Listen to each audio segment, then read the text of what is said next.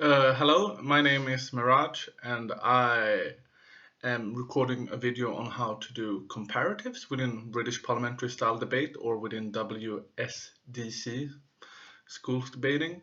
This workshop is recorded for SSDC 2019, but I guess since it will be on YouTube, anyone who has YouTube will be able to watch it. So, I've been debating for about 3 years, debating, coaching, judging, etc. And one of the crucial things that really takes you to the next level as a debater is your ability to be able to do comparatives. So that's what we're going to focus on now. First of all, what is a comparative? Well, a comparative is essentially you are comparing one aspect of your case to the aspect of the other team's case or the delivery of their case with the implicit hope that you will look good in this comparison for the judge. Of course, you want to make the hope, so to say, the reason why this type of comparison would make you look good, explicit often of the time. Let's first talk about how to sort of identify a comparison, like what they are, right? So within a debate, whenever you hear a team saying something like, at that side of the house, or in our side of the house, or in their world, in our world, in on the comparative, on the way up, on balance, let's compare this to, then what they're trying to do is that they're trying to do a comparative. And here's the reason for why you want to be able to do comparatives within the debates and why they are, generally speaking, important. Because in a debate, presumably you will deliver arguments and then you will deliver refutation to the other team's arguments. And if the other team is delivering refutation to your side's case, you want to try to rebuild your case, right? So at the end of the debate, a debate that unfolded just using those things, you will have two cases that have been somewhat refuted, somewhat rebuilt on each side of the house. But how is the judge supposed to now adjudicate who is winning the debate? Well, one way for the judge to adjudicate is they can sort of just go on that, well, one team had better arguments, they delivered their arguments, they provided more reasons for us why their arguments are true, or one team did a better job refuting the other side's argument, or so on. But in certain situations, perhaps it is the case that roughly the arguments are rather equal, or roughly the refutation is rather equal. And then if the judge has nothing else to go on, the judge might go on basic intuition, like what they intuitively feel, or what she intuitively feels is the correct decision in this debate, for lack of better words, right? But there's another thing you can do in order to sway the judge, in order to make sure to edge it above the other team. And that is to do comparatives. That is to compare an aspect of your team's case to an aspect of the other team's case and explain why in that comparison you are favorable and hence why this should be able to afford you the win. So I think sort of that is like the basics of what a comparison is in its very like shallow definition, and also how to identify comparatives and how to, or like why you should be able to do comparatives.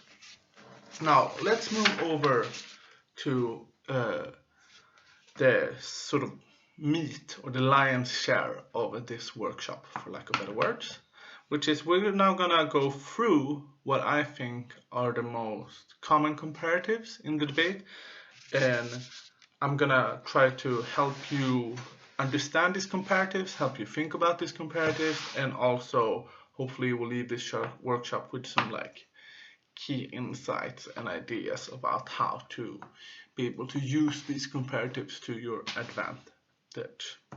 So with that said, the first comparative within a debate is comparing the truth of what you have said to the truth of what the other team have said. So I like to think of these comparatives as being more strategic comparatives. And essentially these truth or these strategic comparatives come in 4 different forms. The first thing, and pretty straightforward, is you can compare the analysis straight up, right? So that is to say something like, in a debate where you are needed to debate where or mechanism that the both teams are trying to claim is how a certain motion affects the psychology of the individuals. Perhaps you have provided 3 reasons for why the psychology is affected in X manner, while the other side has provided 1 reason for why the psychology is affected in Y manner. And moreover, you have also spent 4 minutes throughout your bench analyzing these 3 reasons and giving examples as to why they're true, while the other side of the team has only spent 1 minute throughout their bench analyzing why their why is true, so to speak. In this case, obviously one comparison to make is to explicitly say something of the kind, Mr. Honorable Panel, a key clash in this debate has been how this motion will affect the psychological makeup of these individuals. We just think that we have the better claim as to how in reality these individuals are affected based on the fact that we have provided 3 substantially analyzed reasons throughout our case for why the individuals are affected in X manner, while the other side has simply spent 1 minute and had 1 reason for this. It doesn't seem to be a substantial part of their case. It seems that we have done the better job here at painting an accurate picture of how this motion is likely to affect individuals' psychological makeup. Sorry, it's early in the morning and I need some coffee. I think, so that's how you can compare truth. I think the second thing under this truth or strategic clause to compare is engagement, right? So that is to say, if you are doing a lot of refutation to the other team's case and they are not doing as much refutation to your team's case, nor are they responding to the refutation that you have delivered them, then I think this is presumably a reason for why you might be winning the debate. This is presumably an area of the debate where you are doing better than the other team. So then I think it's worth to explicate this to the adjudication panel in a comparative manner. So you can say, for example, look, up and down our bench, we have challenged the arguments coming from the other side. We have brought up X, Y, and Z reasons for why their arguments are not true or are not important, but yet they have not responded to any of those X, Y, and Z reasons, and moreover, they have refused to engage with our most important material. I think this is a reason then for why we're beating that team, because of the consideration that we have given you more reason to doubt the truth of their material by our refutation, and they have given you less reason to doubt the truth of our material since they haven't engaged with it. So that's sort of the second class of comparison you can do under the general headline of what we can call truth or strategic comparisons. The third class of comparison under here is comparing the coherency of the case. So in debate, if you really think about like debate for a moment, it's all about persuading the judge. I think it's pretty intuitive that we as human beings are more persuaded by things that are delivered in a coherent manner and that cohere with the other things that are being said from that person. We are easily to identify incoherence, and when we identify incoherence, we think usually that that is a sign that that person is being less persuasive, because if they can't even figure out like the straight line of what they're saying, how are we supposed to figure out whether what they're saying is true or relevant or important. Okay, so let's take a more practical example here.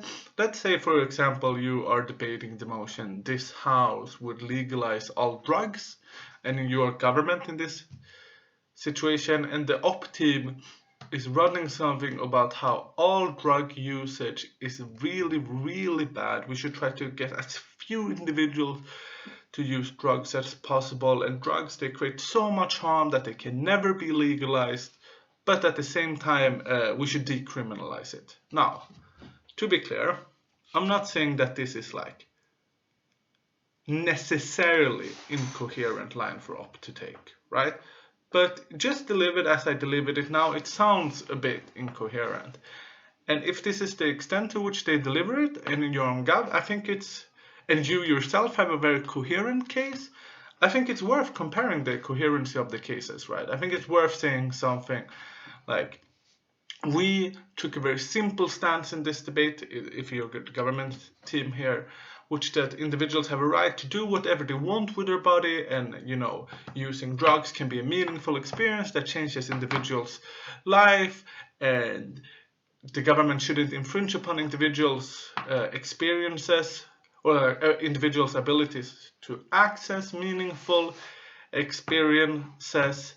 And finally, there are other ways we can combat the negative outcomes of the extra legalization of drugs.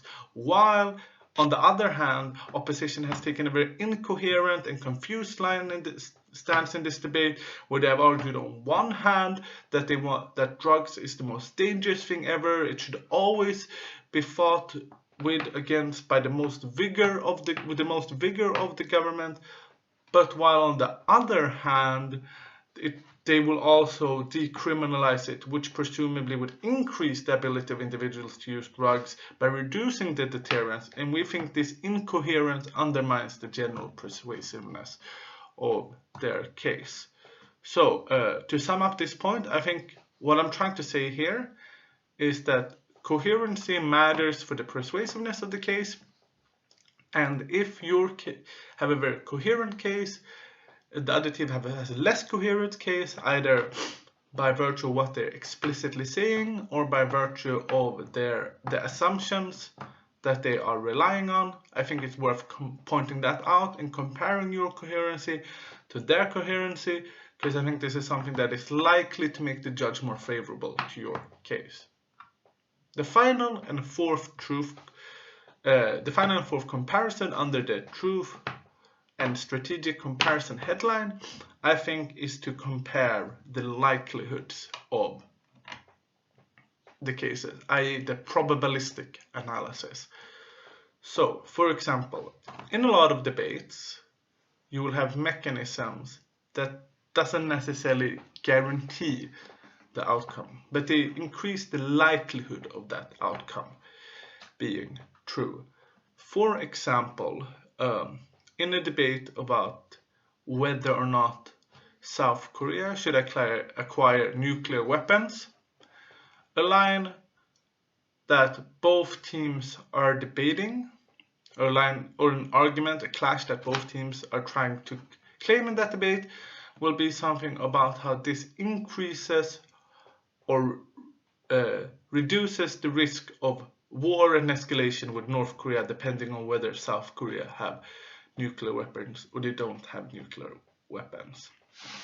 Here, no argument you make is likely to be able, or like no analysis you give for this argument is likely to be able to prove this argument to be definitely true, right? It's very unlikely that you're going to be able to, all things considered, have proven that South Korea getting nuclear weapons or not getting nuclear weapons will 100% lead to a war. But rather what you're trying to do is you're trying to prove the likelihood of this. You're trying to give what is known as a probabilistic analysis for why the motion increases the probability of something to be true or not true. Now this is something I would say that more beginners to intermediate teams often forget to do. They forget to actually give what is known as this type of probabilistic analysis.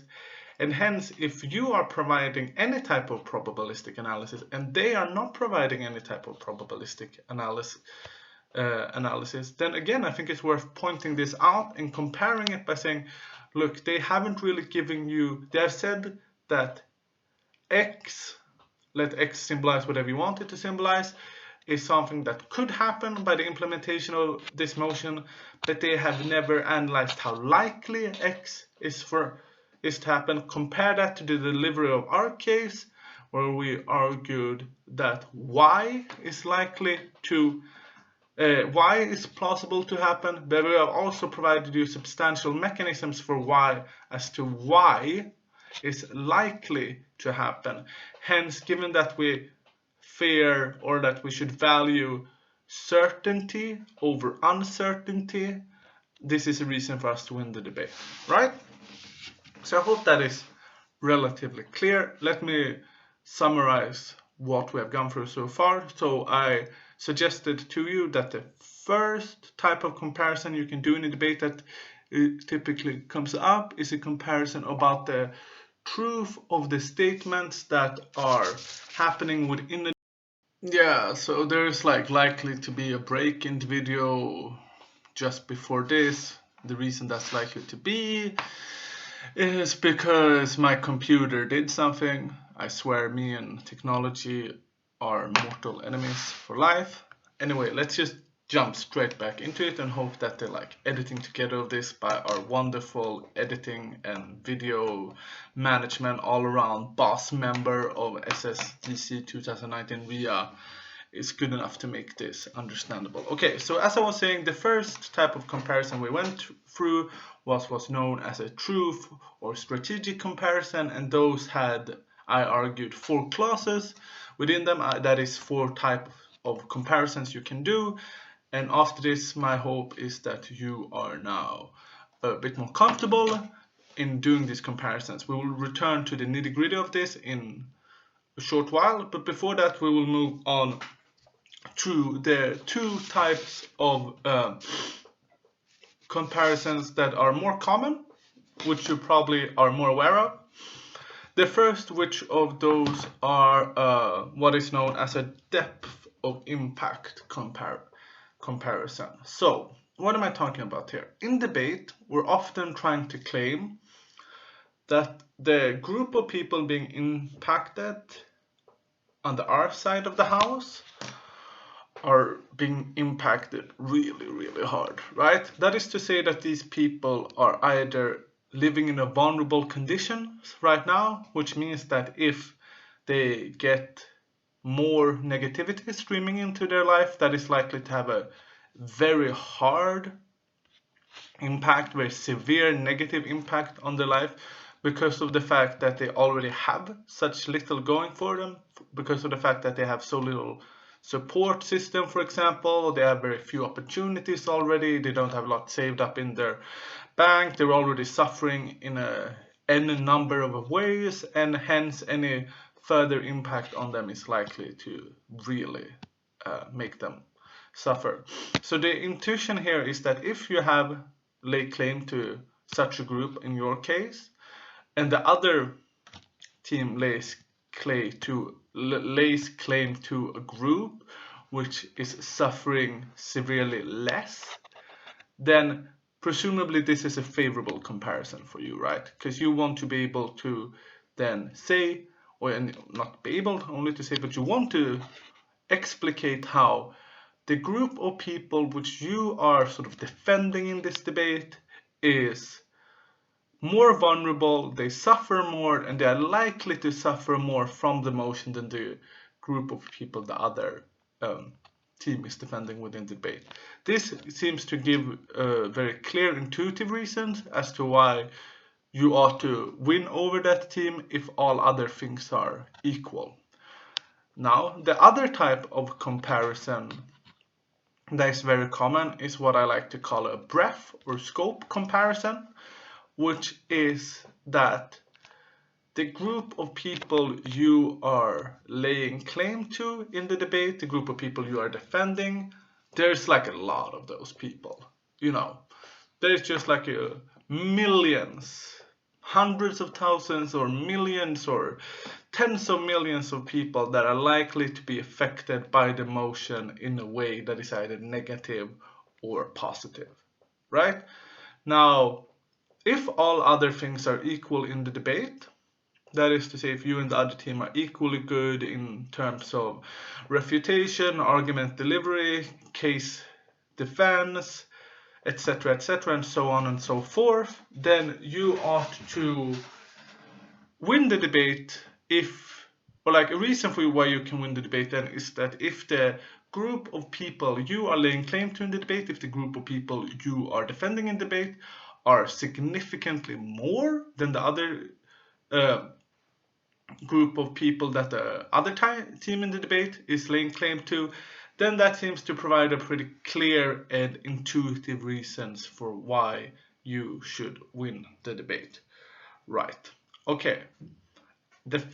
And a third type of comparisons that is quite common to find in debates, and which one you are presumably more familiar with, is a comparisons of the principles being debated within the specific debate. So, in certain debates, you are required to have a principle argumentation, either because a core clash of the debate is centering around a principle, or just because the entirety of the debate is a principle debate. But then how are you supposed to be able to adjudicate who is winning this debate if all other things are equal?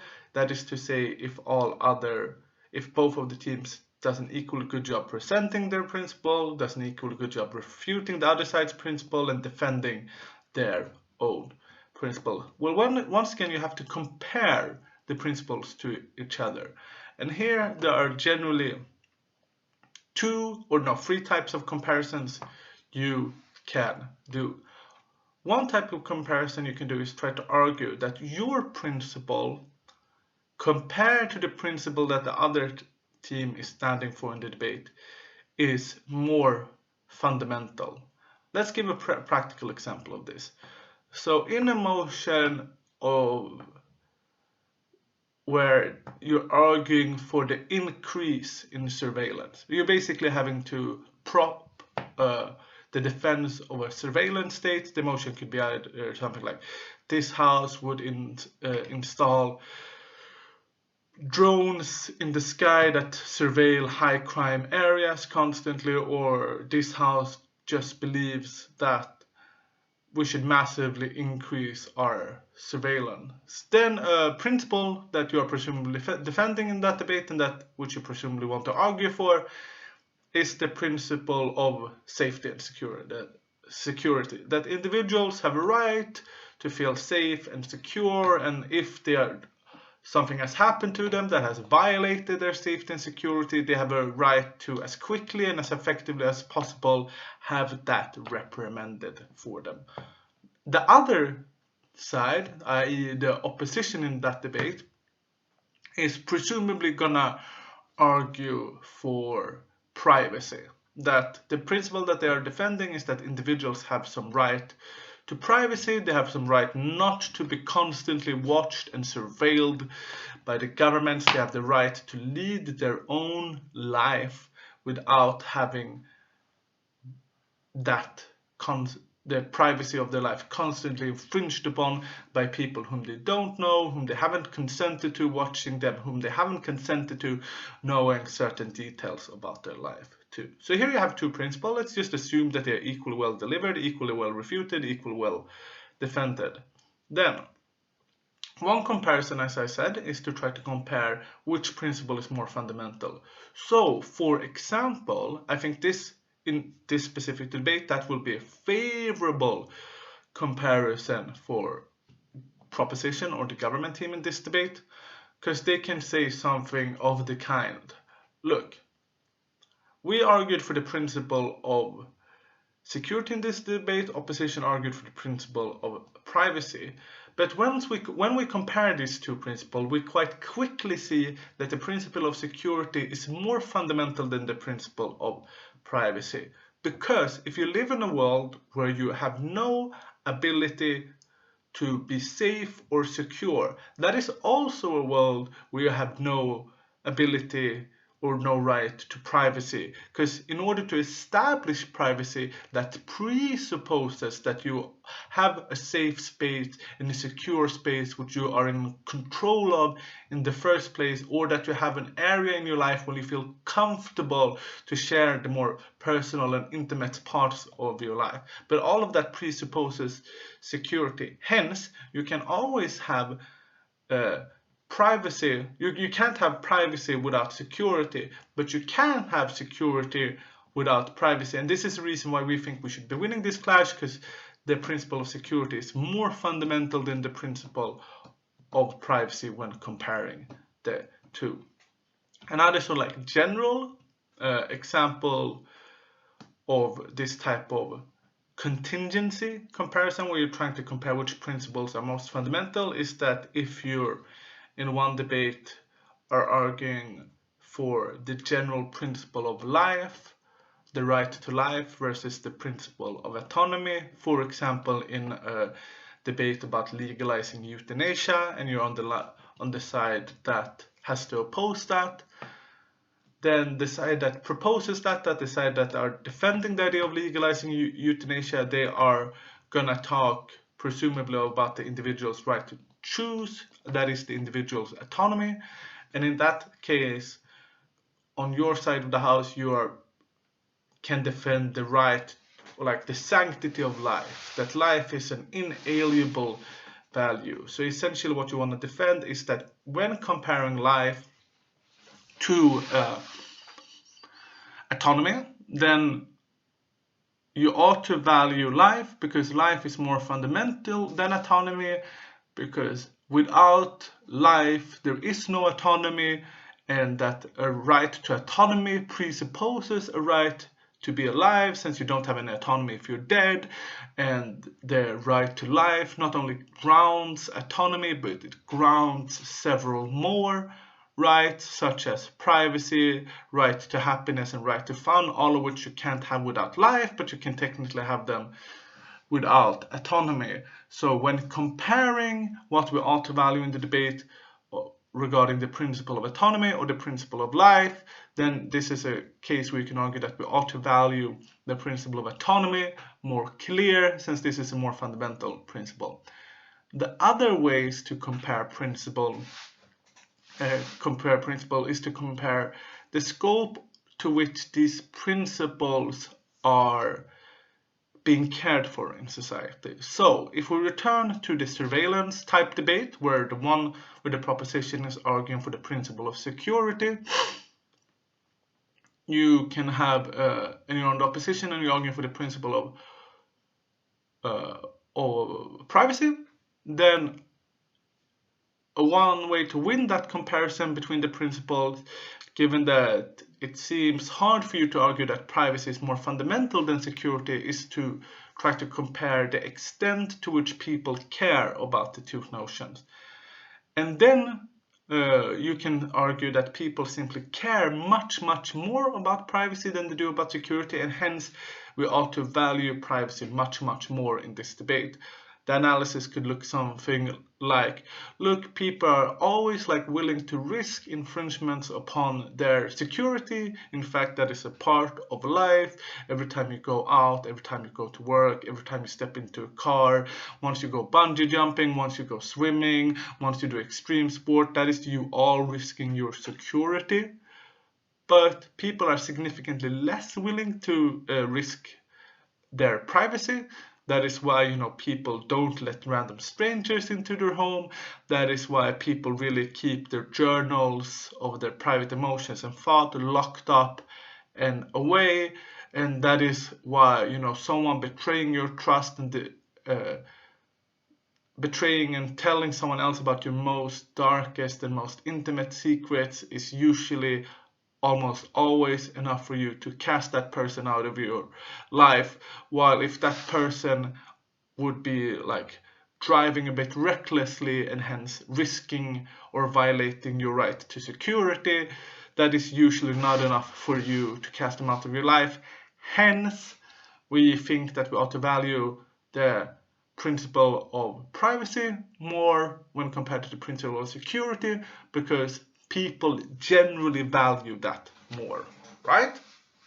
Okay, so before we get into the final part of the workshop where we're going into the nuances of actually doing some of these comparisons, let's just sum up what we did in this part of the video, I guess, which is that we identified one common comparison, which was the comparing the depth of the impact.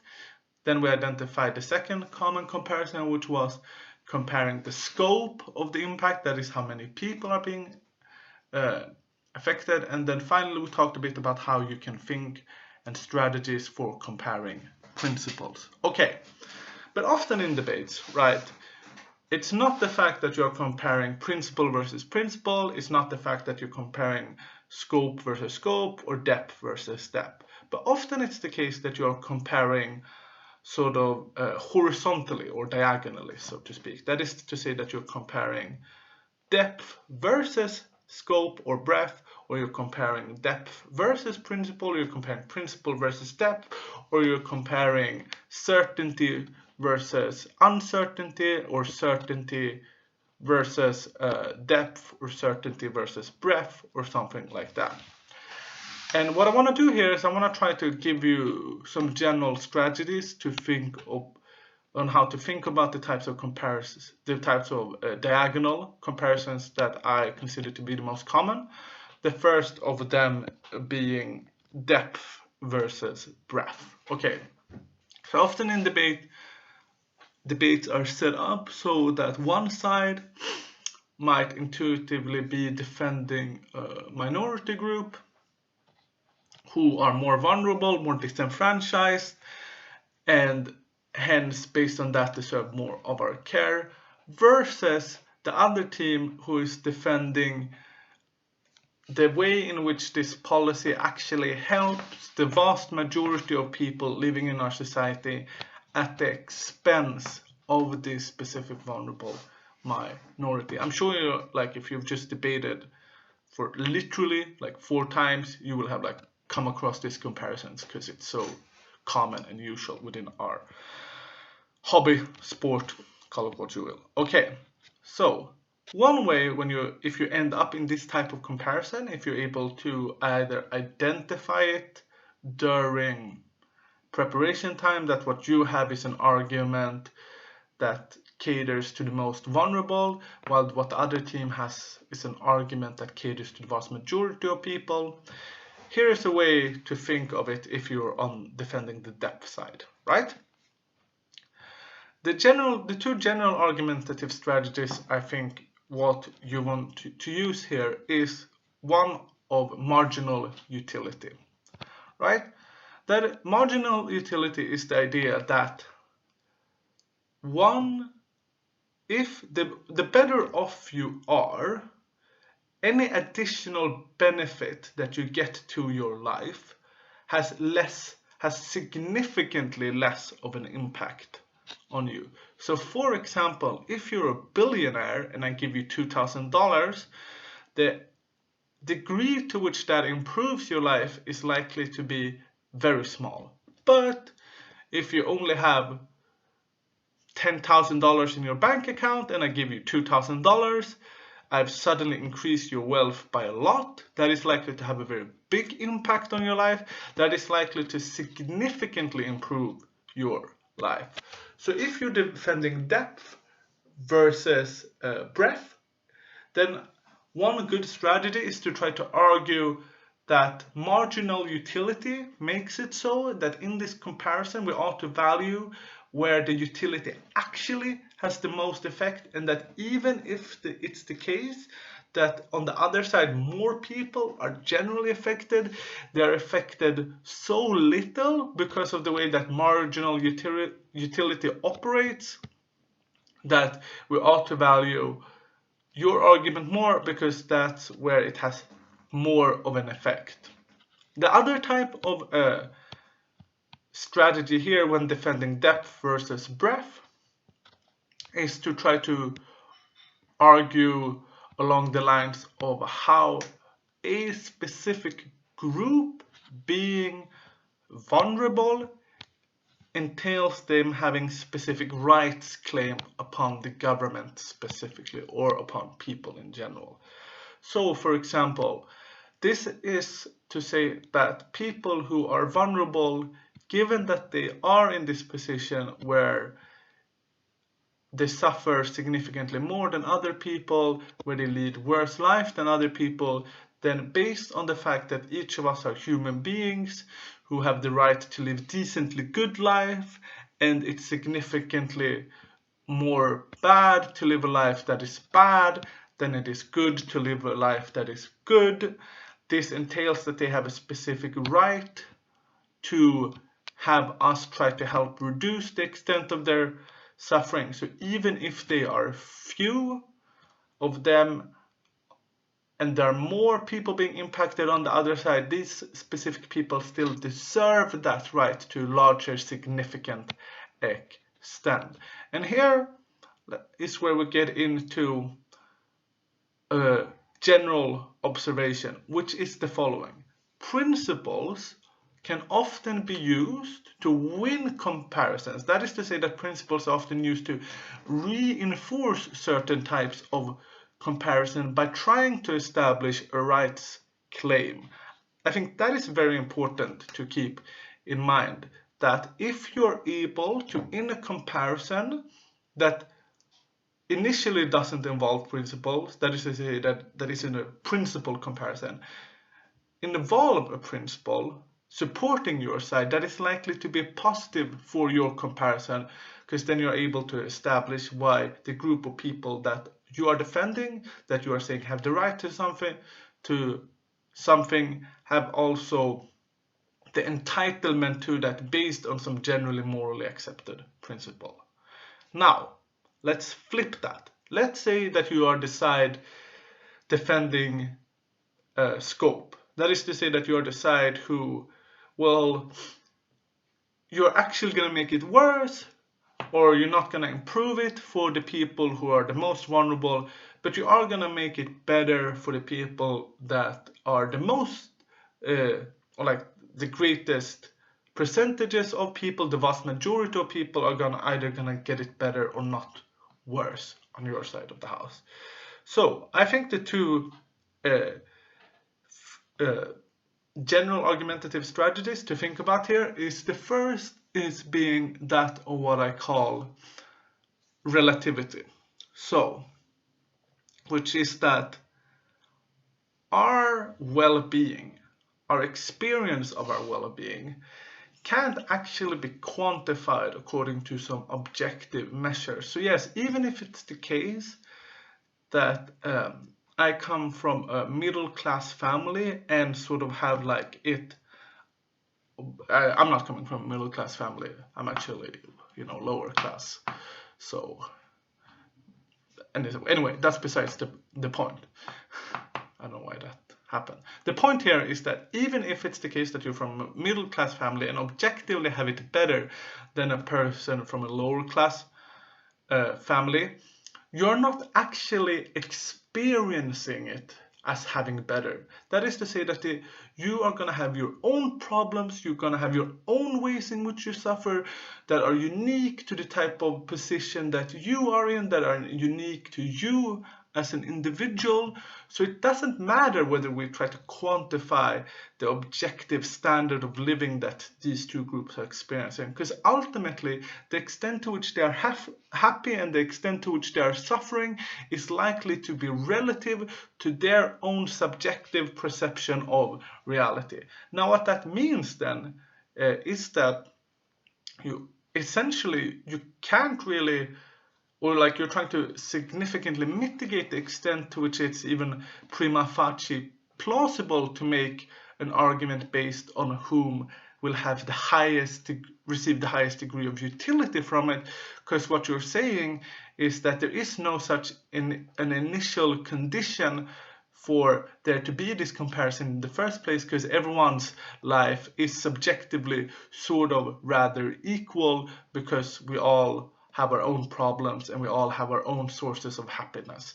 Now this analysis needs to be made a bit more sophisticated for it to work, and a way to do that, I think, is to focus specifically on how it's the case that the human brain is always very good at rationalizing its own situation, at finding identifications for why it's happy in its current context, but simultaneously it's also very good at exaggerating any problem that you have in your life, which then means that the perception of your life is likely to be rather equal across different objective metrics.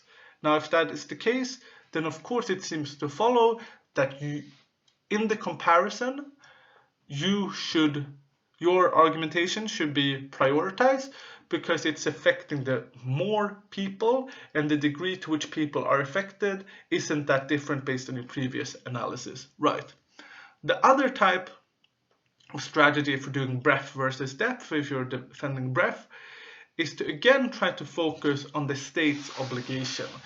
And that is to say that we're all equal. It seems one could argue that we're all equal under the state. We all have equal claim on the state to specifically protect, service, and guard our specific life. And this isn't something that can be traded away to increase another person's right, or like to further benefit another person. We all have this fundamental level of entitlement from the state, and based on this, the state always have an obligation to cater its policies so that it like generally affects the most amount of people in a good way. That is the way democracy is set up. It's, based on the will of the majority, etc., etc., and so on and so forth. Again, the basic idea here is that if you're able to identify a principle of why it is the case that the broad group of people you are talking about have a specific entitlement or are owed a specific obligation by the state, then even though it's the case that they might be less affected by the policy based on their objective standard in privilege, they still have a significant right to be prioritized based on that principle. And now that's also a way you can try to think about how you can win a comparison of breadth versus depth when you're defending breadth. The final type of comparison I would like to get into is certainty versus either depth or either breadth, right? So in certain cases, you will have a very clear impact. It's very probable that this impact is likely to occur, and the other side will have an impact that is more improbable for it to occur. Here's an example of such a motion. If we return to the motion, this House believes that South Korea should acquire nuclear weapons, then it seems that if you're defending the acquisition of nuclear weapons in South Korea, then you have a pretty clear impact, right? Or you have two pretty clear impacts. One is that South Koreans will just feel more safe, let's say. That's true. I think the more clear and more robust impact here is how when a country acquires nuclear weapon, that actually allows the country to demilitarize, because usually remilitarization and amping up militarization in a country happens when there's a threat to that country and the country feels that the current mechanisms that are in place in a possible war for defense are insufficient, right? But with a nuclear weapon, the perception changes there, and suddenly you don't have the same incentives to militarize, and the groups who have an incentive to try to get the spirit of militarization going don't have the same argumentative force behind them anymore. And that is good for a plethora of reasons. You can say it creates a less chauvinistic, sexist politics as you stop to idolize male traits. You can also argue that it creates a more cohesive society. You can also argue that militarization of a society is also always bad because it sends a signal to your neighbors that they ought to also militarize, and it creates conflict, etc., etc., and so on and so forth. Anyway, the other side in this debate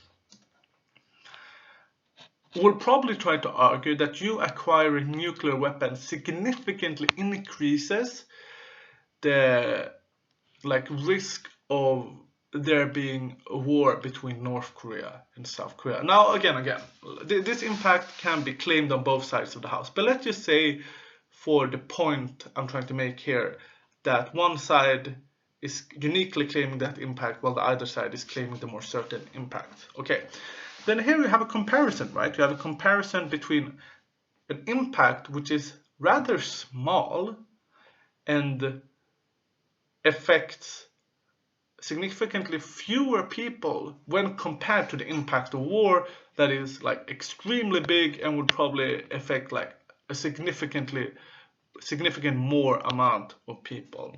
Here's how to think about this comparison if you're defending the side that has the impact that is less severe and also affects less people. Here you're trying to win the comparison based on the certainty of your impact. So what you want to argue here is that in life, in moral situations, we ought to value things that are certain to happen versus things that are uncertain to happen. That is to say, something like common sense moral intuitions tells us if I'm walking past a baby that is drowning, for certainty, if I doesn't save it, but there is 3 adults out swimming that could possibly drown, and if they were to possibly drown and then I were to save the baby, I wouldn't save them. This doesn't seem to be a reason not to save the baby, because we know for a fact, de facto, that the baby is likely to die if we don't interfere, and hence we ought to save the baby, because we always ought to, based on our decisions about what to do when it comes to benefits, based on what we are most likely to achieve, what is the most likely thing to be the case, right? While if you're on the other side of that motion, if you're defending an impact that affects a lot of people and affects them very severely, but it's not a high probability of that impact happening, then what you need to do to win that comparison is you need to argue why it is the case that we ought to be risk averse to high impact, high scope phenomena, right? Even if it's the case that us not being risk averse to them would lead to other certain more immediate benefits. And I think there's a lot of ways you can go about doing this, right? One general way is to try to argue that people have it rather good in status quo, to try to argue that the problem that the other side is fixing isn't so severe as to risk the literal death of millions of people, right? I think, again, here, as in all debate, is going to be adjudicated on the sophistication of the analysis that you're ultimately providing for your claim, here it being a specific comparative claim. But again, if you're not providing any type of explicit claim for why this comparison is in your favor, then you are likely to lose the debate to a team that provides a claim for why the comparison ought to be adjudicated in their favor, considering that all other things in the debate have been roughly equal with the teams. So I think I will stop the workshop here, because I don't really believe that people can just pick in 1 hour of information, and I don't want to go too far. But again, to quickly summarize, you need to do comparisons in a debate in order to win more high-level debates, because in such a debate everyone will have provided good arguments and good refutation, and then you need to provide a reason for why, when comparing to what has happened in the debate to what the other team has done in the debate, you ought to be afforded the win. And a comparison is essentially you are comparing an aspect of your case to an aspect of the other team's case and explaining where that aspect ought to reflect favorably on you.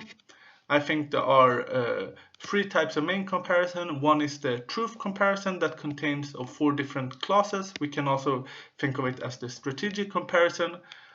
Another comparison is the depth comparison, and another comparison, the third one, is the breadth comparison, and the final one is the principle comparison. I tried at the end to give you some ideas to think about how comparative strategies for when these things are being compared horizontally or diagonally. And in order to practice comparisons at your home, for the tournament, for SSDC, if you're coming to it, I think the best thing is simply to always try to think that in a debate you are giving up something in order to get what you are getting, right? So all debates are about trade-offs, and if you have that mindset starting immediately at prep time, then I think you are likely to be more able in prep time to identify what the trade-off is, and then already during prep time, or like what you are sacrificing in order to gain your benefits, and then already during prep time you can start to think about for reasons as to why that sacrifice is worth it on the comparison to what you are losing in the debate. Yeah, so I think that's all. I hope that was like helpful for at least some out there, and I hope to see you in SSDC. Bye.